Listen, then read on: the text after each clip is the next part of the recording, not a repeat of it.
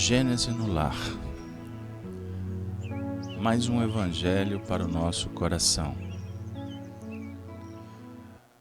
Obrigado, Senhor, por esse instante bendito, pela oportunidade de nos encontrarmos novamente em torno do evangelho,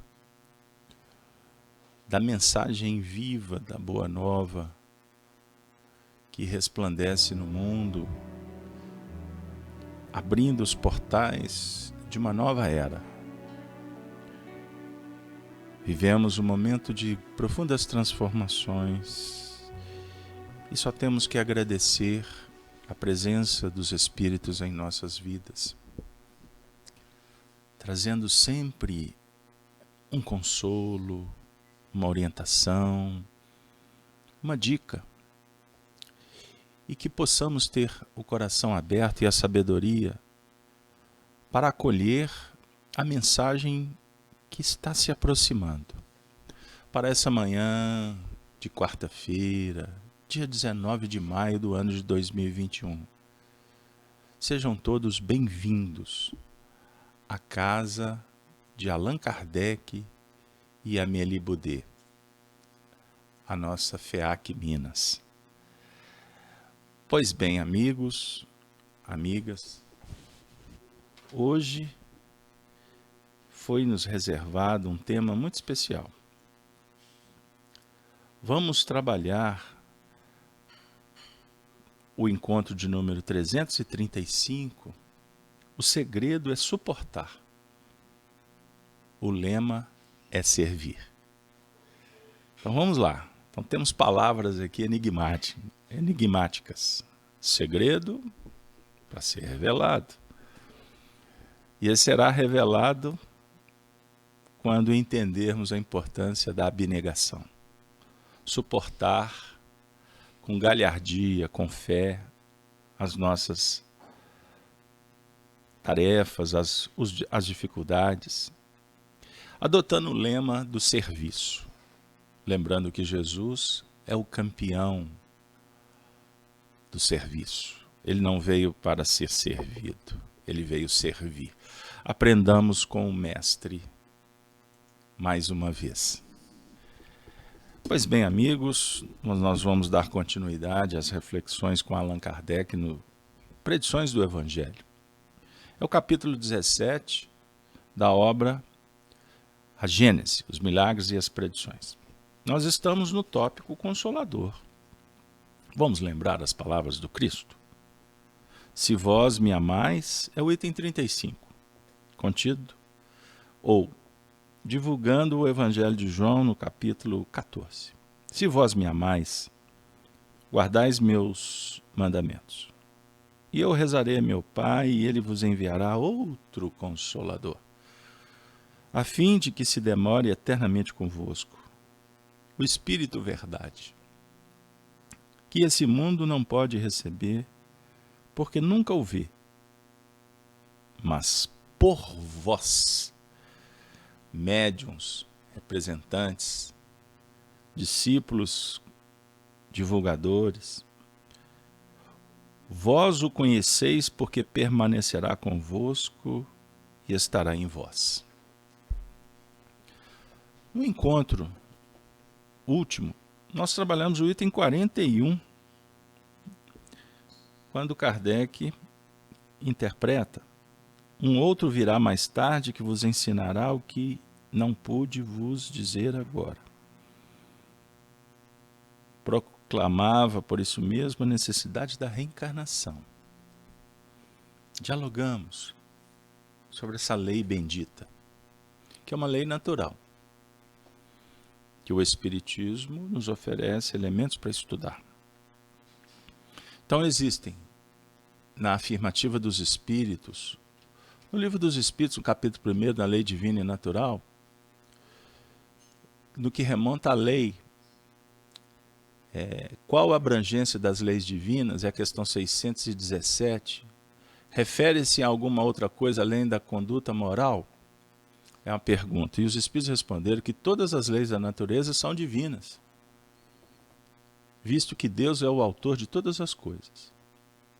O sábio estuda as leis da matéria e o homem de bem estuda e pratica as leis da alma. Então nós estamos estudando numa escola que leva o dístico, a escola preparatória do homem de bem. E nesse educandário estamos dialogando em torno das leis divinas. Então a gente fala sem autoridade sobre as leis da física, da biologia, da química, as leis da natureza, mas na verdade o nosso foco principal é o estudo das leis morais.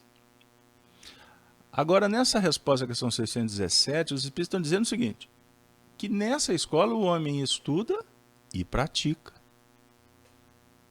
Então estamos praticando a lei moral, a lei divina.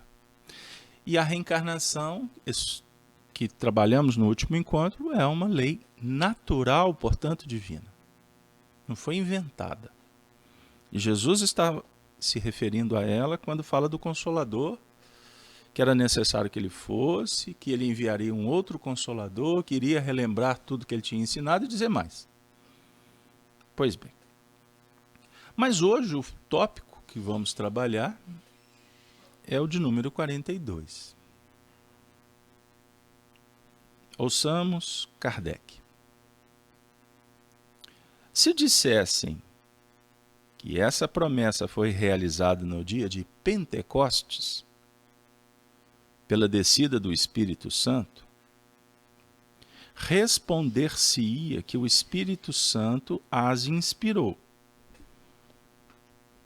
que pôde abrir sua inteligência, desenvolver neles as aptidões medianímicas, que deveriam facilitar sua missão.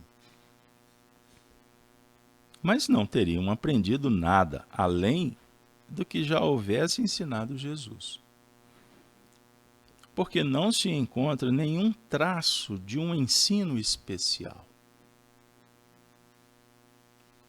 Olha só. Por que Kardec está falando sobre o Pentecostes? Porque muitos religiosos das tradições cristãs, quando se trata desse tema, o Consolador Prometido, há uma associação àquele dia inesquecível do Pentecostes, em que os discípulos foram envolvidos por uma manifestação espírita, mediúnica, apresentando vários fenômenos. Os discípulos falaram outras línguas, curaram, fizeram prodígios. Houve materializações luminosas, vozes diretas. Allan Kardec esquadrinha isso para a gente, quando estuda a mediunidade. E é apoiada a teoria em torno do Espírito Santo que veio naquele dia, apresentando o Espírito verdade, dando autonomia, autoridade, poder para os discípulos passarem a representar Jesus, o Cristo, que houvera partido. Então, precisamos de entender o fenômeno do Pentecostes. Primeiro, um fato histórico espetacular, maravilhoso, mas que não dialoga no sentido do Espírito Verdade trazer ensinamentos. É o que Kardec está dizendo. Por quê? O fenômeno mediúnico em si, ele não é suficiente para promover o que mais interessa, que é a mudança mental, que vai sugerir nova vida, hábitos. E não seria numa reunião, num acontecimento, que os discípulos aprenderiam tudo que não foi ainda participado pelo ensino dado por Jesus. É isso que Kardec está falando. Então, só para continuar o texto. O Espírito Santo não tem, pois, realizado o que Jesus anunciou sobre o Consolador. De outro modo, os apóstolos teriam elucidado, durante suas existências, tudo o que ficou obscuro no Evangelho, até agora, e cuja interpretação contraditória deu lugar às inumeráveis seitas que dividem o cristianismo desde o primeiro século. Simplificando, para atender os nossos anseios. Essa teoria, portanto, do Consolador se manifestando apenas naquele evento, ela não tem sustentação se a gente avaliar sob o ponto de vista do aprendizado em todos os sentidos, em todos os departamentos, que nós estamos lutando pelo aprimoramento e que, inclusive, não se faz apenas numa vida. Nós precisamos de muitas oportunidades, muitas existências. Portanto, os discípulos, eles não seriam elucidados na plenitude apenas numa sessão. E muito menos a humanidade recebeu destes comunicados toda a verdade que ficou, vamos dizer assim, velada, simbolizada nos ensinamentos dados um pouquinho de tempo antes pelo próprio Cristo, quando esteve encarnado entre nós.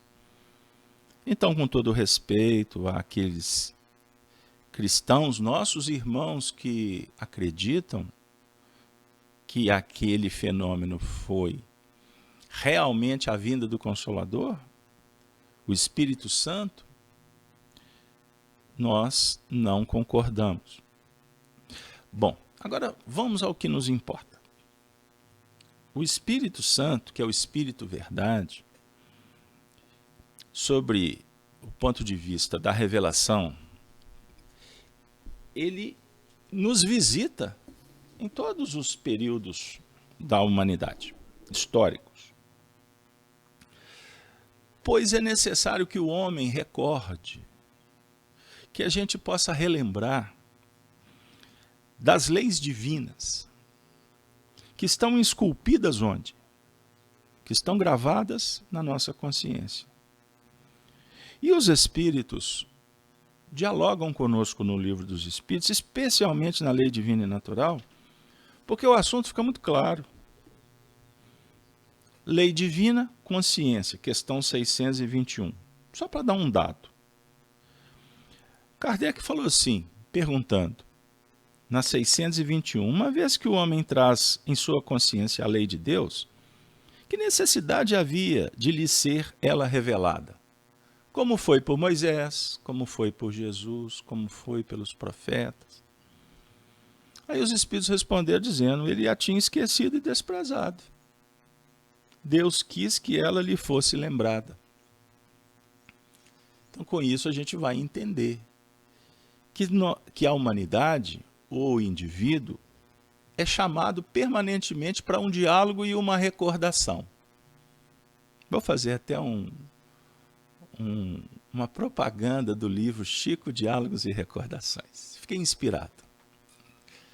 Então, nós somos chamados com Platão para dialogar, para debater, a partir do que a gente recorda, ou seja, do conhecimento que nós já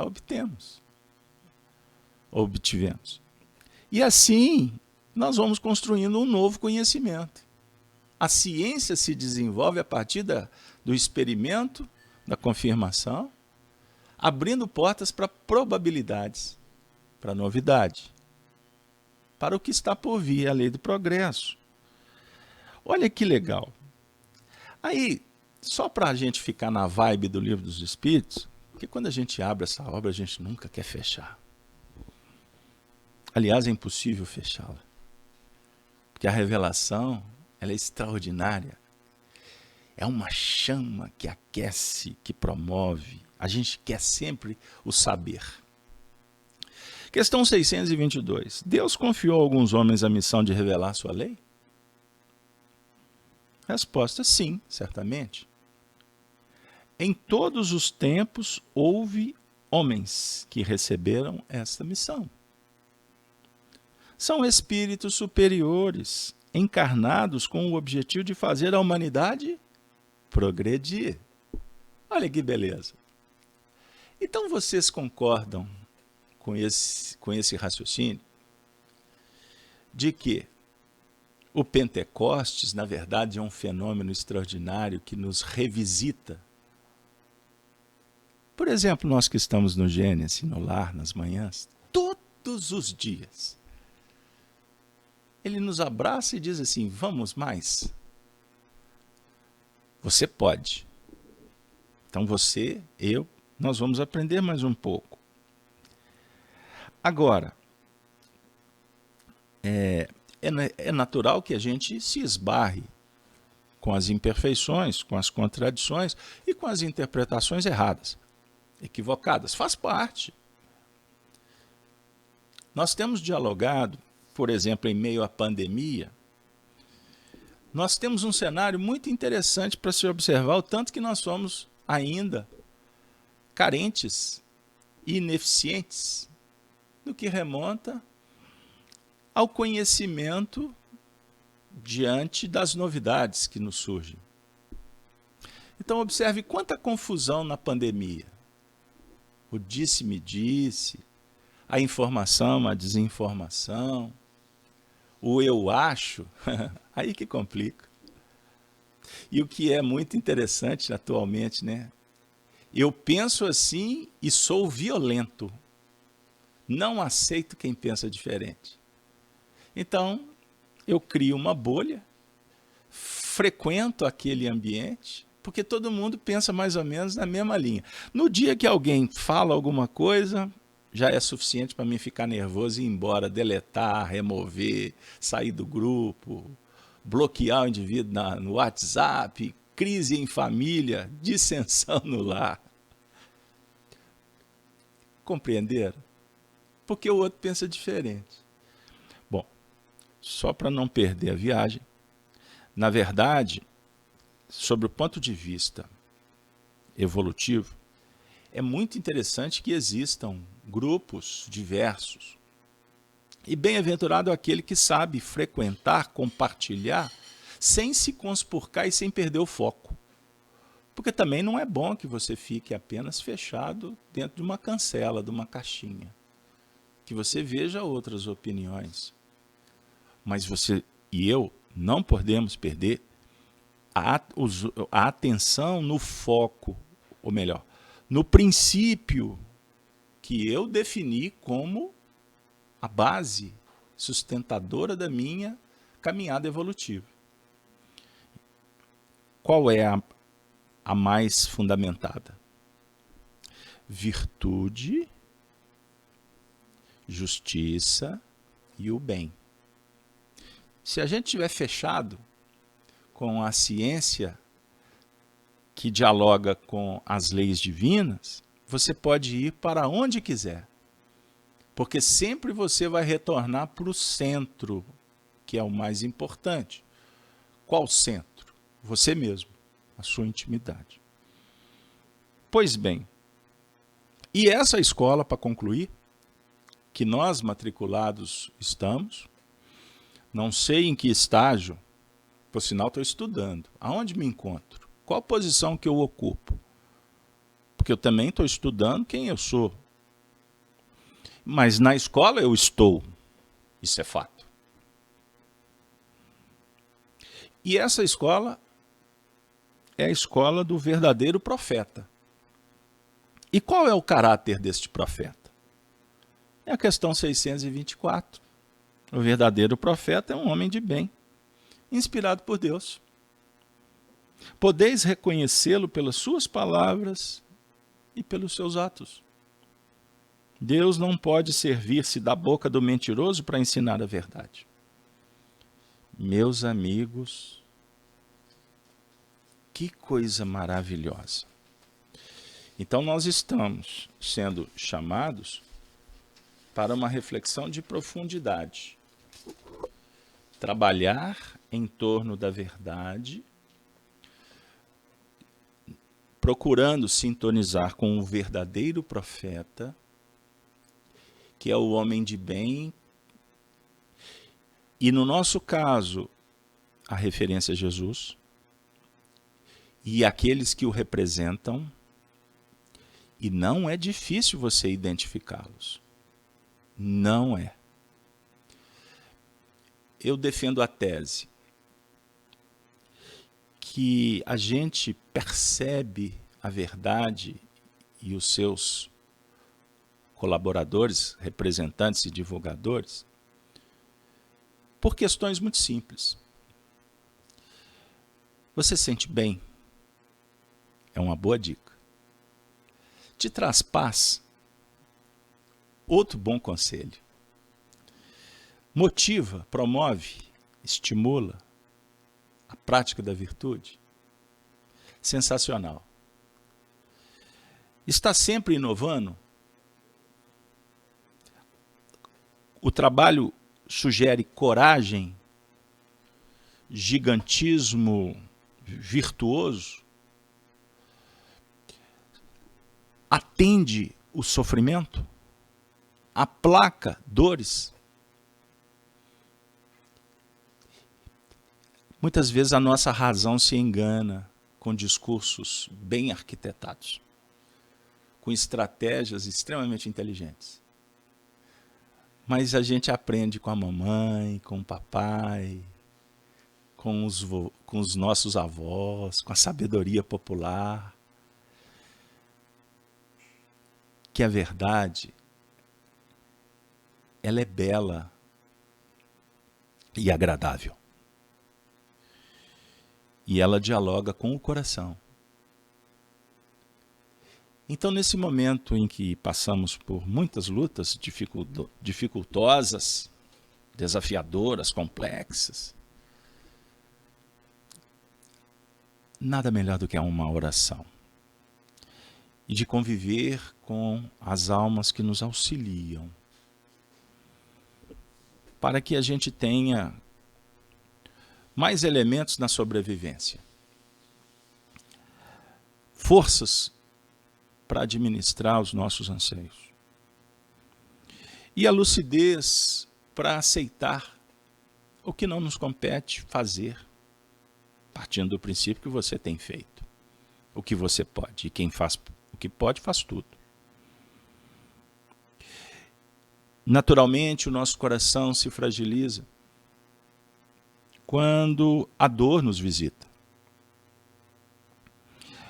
Procuremos abrir os olhos e aceitar, portanto, aquilo que nos visita e que não depende da gente permitir ou não. Gosto de usar, muitas vezes, as expressões poéticas, musicalizadas, na dinâmica popular do dia a dia. E eu sou admirador de um músico, que para mim é um exímio violinista, ou melhor, é um tocador de violão, me fugiu a palavra, me desculpe, que é o Toquinho. E o Toquinho tem uma música muito especial, dentre tantas maravilhosas que ele fez, que fala que o futuro é uma astronave que tentamos pilotar. Não tem tempo, nem tem hora de chegar. Muda a nossa vida e depois, carioca, nos convida a rir ou a chorar. Então, nosso futuro pertence a nós. Mas ele chega como uma lei natural dizendo: chegou a hora, não tem tempo para tergiversar, não dá para postergar. Ele chega e muda a nossa vida. E aí nós temos que dar uma resposta. E essa resposta nem sempre é consciente, ela pode ser automática. No mundo materialista, o interessante é o robô da resposta. E rápida. Sob o ponto de vista espiritual, não é bem assim. Porque a resposta rápida geralmente é automática e sem profundidade. Para o filósofo, a resposta tem que ser meditada. Naturalmente, existem respostas que damos que fazem parte de um sistema chamado condicionamento, reflexo, que foi estabelecido. Aí, quando se assusta, já foi. Mas há outras que nós temos um time para decidir. Quando assustarmos, pois já frutificou, já produziu, já respondeu, medita e tira as lições, aprendendo com os erros. Mas não pare apenas na análise. Saia para operacionalizar na faixa diferente desta. Ou seja, opere no bem, fixa novos caracteres. Ocupe sua mente, não deixe-a vazia. Leia um bom livro, mas pratique a boa ação. Agora, quando você tiver a oportunidade de meditar antes para tomar a decisão, nós temos uma chance muito boa de acertar. Se ouvirmos a voz da consciência e se ponderarmos com aquela seguinte questão: se fosse Jesus, o que ele faria? Aí nós temos uma dica para acertar. Porque ele sempre vai optar por amar a Deus sobre todas as coisas, sendo fiel ao próximo, pensando sempre no próximo. Pois ele veio no mundo para servir o próximo. Pois quando servimos a humanidade, nós estamos nos movimentando, agradecendo por tudo que a humanidade nos ofereceu. O corpo, a família, a cidade, o país. Então o meu movimento será sempre em pró ao bem comum. Eu não vou gastar meu tempo discutindo o sexo dos anjos, apontando erros ou fixando apenas os caracteres negativos. Observem como nós nos encontramos quanto sociedade brasileira. Existem milhões de pessoas que torcem contra o síndico, não querem que o condomínio funcione, para poder tomar o poder. Existem outros que ficam tentando provar que o síndico precisa de ter oportunidade e que ele faz coisas boas, mas sem elegância de respeitar que o outro pensa diferente. Aí você pergunta: para onde eu vou? Qual território eu vou operar? Aí a gente sente que falta luz no fim do túnel. É o momento de fazer luz com Jesus. E ele vai dizer: o meu reino não é desse mundo. Aí vem alguém e diz assim: lá vem aquele discurso que eu não posso me envolver. Não tem nada a ver. O meu reino não é desse mundo. Ele está dizendo que o reino é interior. O mundo que nós temos que mudar não é o de fora, é o de dentro. E que os valores que eu estou amoedando, que eu estou elencando, enaltecendo lá de fora, não têm valor verdadeiro. Porque isso passa. Se você desencarnar, não adianta quem está no poder, qual é o índice da inflação do PIB. Não interessa. Você vai para o mundo dos espíritos. Compreenderam o que eu quero dizer? Quando lá fora a gente vive uma batalha cruel que nos cansa, que nos decepciona, agora a batalha interior, ela não te cansa, ela é motivadora. A batalha do mundo íntimo, ela é tão extraordinária, porque ela me apresenta, ou nos revela a lei divina. E essa lei divina, ela é tão perfeita, que nos traz harmonia, mesmo com os conflitos que temos entre o acerto e o erro. Mas é um processo. O interessante é que quando a gente encontra a válvula de escape, que é a prática da caridade, a gente se alimenta, remedia, fortalece. Aí você dorme em paz. Aí quando você for para o hospital, você oferece o seu serviço para o enfermo, você dá o passe.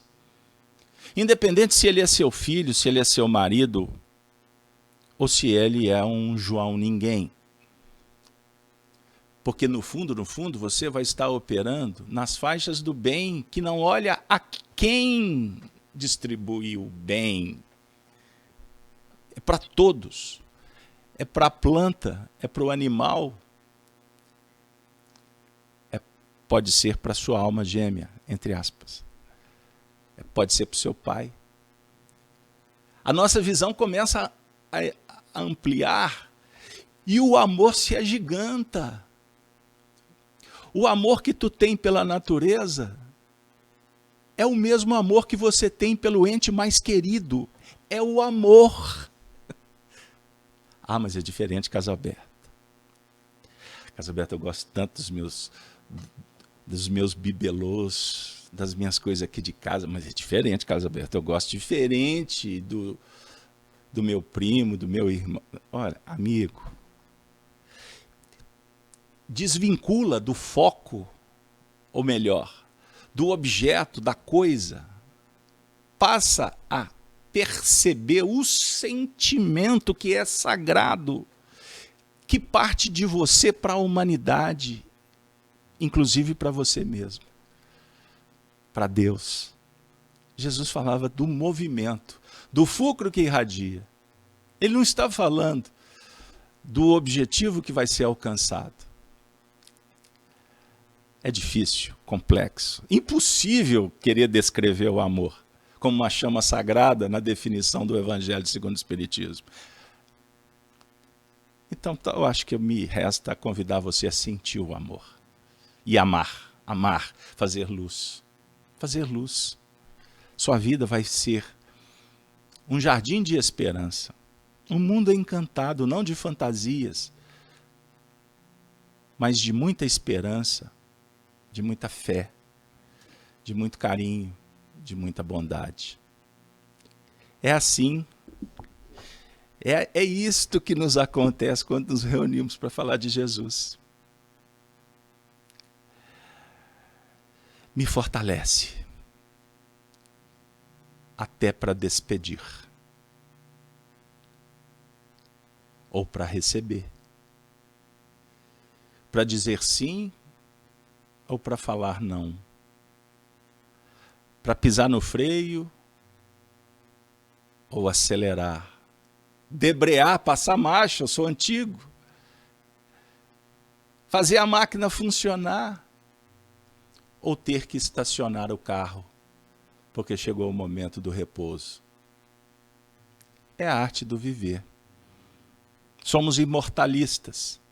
E até na desencarnação, nós precisamos de amar. Amar o corpo que nos recebeu, que utilizamos. Amar as experiências que ficaram gravadas. O Espiritismo precisa de bem dizer a morte e não mal dizer. A morte é uma mensageira. Quantas vezes a gente vê pessoas carregando o fardo do sofrimento por não compreender esse fenômeno? Pessoas no mundo que estão paralisadas, que o raciocínio não pode expressar. A morte é libertadora. E outros que estão esbanjando saúde, numa exibição do ego, esportes suicidas, para se exibirem e sair do conflito da inferioridade. Quantas pessoas desencarnam mal? Quantas estão truculentas nas faixas do pessimismo, da revolta, dos transtornos emocionais, das atividades bélicas, alimentando-se de mau humor, morrendo com a pandemia moral, a pandemia espiritual, psicológica. Ela mata muito mais do que o vírus da Covid. Não, amigos, o momento é de trabalharmos a exuberância da vida como aqueles artífices, colaboradores, estudiosos desta escola maravilhosa, que é a reencarnação e que são as faixas evolutivas que ocupamos. Assim, com o coração sensibilizado, agradecido por tudo que aqui nos foi veiculado, nós vamos convidar um espírito para participar do final do nosso encontro. Batuíra, companheiro espiritista que deixou um legado maravilhoso na história do espiritismo. Batuíra também fez parte da equipe que se manifestava através da mediunidade de Chico e de tantos médiuns, colaborando com o espírito de verdade. No Pentecostes que assistimos em tantos momentos importantes, através dos médiuns sérios, e nós enaltecemos a dedicação, a abnegação de Francisco Cândido Xavier. Batuíra, certa feita, trouxe uma página, e ela será compartilhada agora. Constante no livro Paz e Renovação, Autores Diversos. Essa página vai dialogar com a nossa necessidade de fidelizarmos nestes princípios que estamos elencando como bases da nossa trajetória evolutiva. Intitulada a mensagem Fidelidade. Convido-os para nos ouvir e assim, com o coração agradecidos, também nos despedirmos ao final da mensagem. Ele diz assim: Gênesis no lar, sempre surpresas, todas as manhãs. Sem dúvida, não nos pede o Senhor votos reluzentes na boca, nem promessas brilhantes. Jesus não necessita nem mesmo das nossas afirmações labiais de fé, nem tampouco de manifestações adorativas. Não.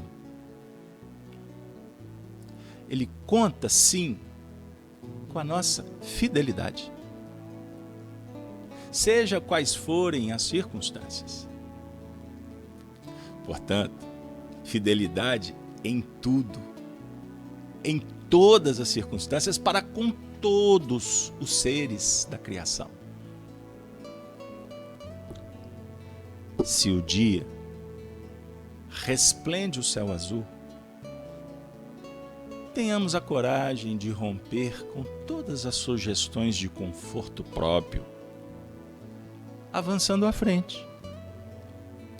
Se a tempestade relampeia no teto do mundo, cultivemos bastante abnegação para sofrer o granizo e o vento, demandando o horizonte que nos cabe atingir. De todos os lados, invariavelmente, chegarão apelos que nos convidam à deserção. Elogios e injúrias, pedrada e incenso, aparecerão decerto. Como procurando entorpecer-nos a consciência, no entanto, a cavaleiro de uns e outros, é imperioso recordar o Divino Mestre na pessoa do próximo e buscá-lo sem pausa através do bem incessante. Somos poucos, no entanto, com Ele no coração. Teremos o suficiente para executar as obrigações com que fomos honrados. Meu Deus! A ave batuíra, somos poucos. Lembram o que dissemos há pouco tempo?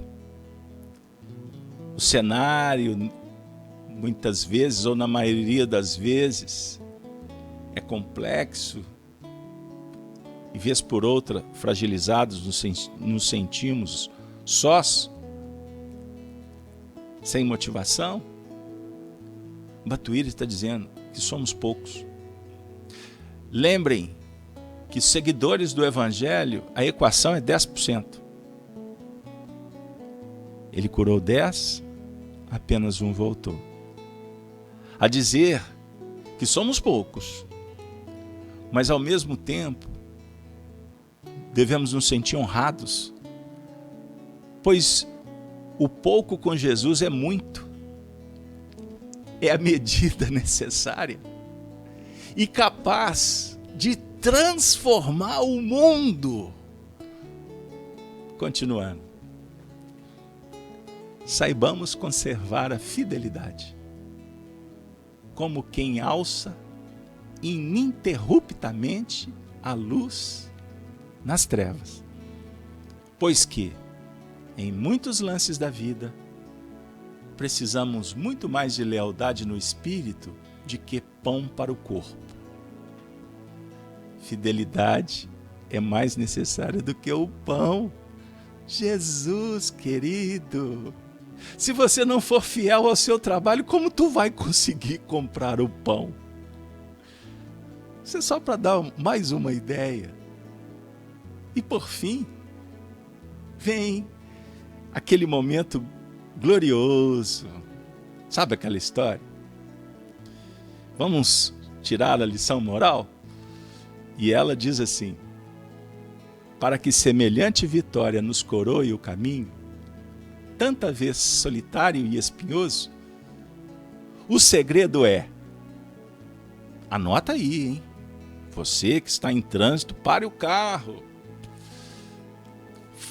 Põe aí pregado em algum lugar, que o segredo é suportar e o lema é servir. O Chico Xavier tinha o hábito de anotar e pregar algumas frases. Eu acho que eu vou fazer como o Chico. Eu vou anotar, eu vou pregar aqui no computador, que eu olho para ele o dia inteiro. Suportar sendo obediente e resignado, mas jamais deixar de servir, pois fora da caridade não há salvação. Não há escudo protetor para a gente enfrentar essa batalha tão extraordinária da evolução espiritual. Que nós possamos estarmos juntos, revelando esses segredos no dia a dia. E quando em família, nós suportamos mais, pois nós podemos muito. E afirma o poeta mineiro, o meu xará, ou eu que sou xará dele, o Beto Guedes, na música Sal da Terra, ele diz que 1 mais 1 sempre é mais do que 2. Espírito de solidariedade. A veia mineira dos inconfidentes, que bradam por liberdade, por igualdade, e esses inconfidentes convertidos ao Cristo têm como sustentação a legítima fraternidade entre os seres, as dimensões, os mundos. Que o Senhor nos abençoe nessa manhã e que a gente possa sair feliz pelo mundo, semeando esperança com aquele lema: lutar, lutar, lutar, sempre para vencer. com Jesus e por Jesus agora e sempre. Saudação dos cristãos dos primeiros tempos, encerramos o evento dizendo: e sentindo, Ave Cristo, Ave Cristo, Ave Cristo, sempre. Muito obrigado, bondosos Espíritos.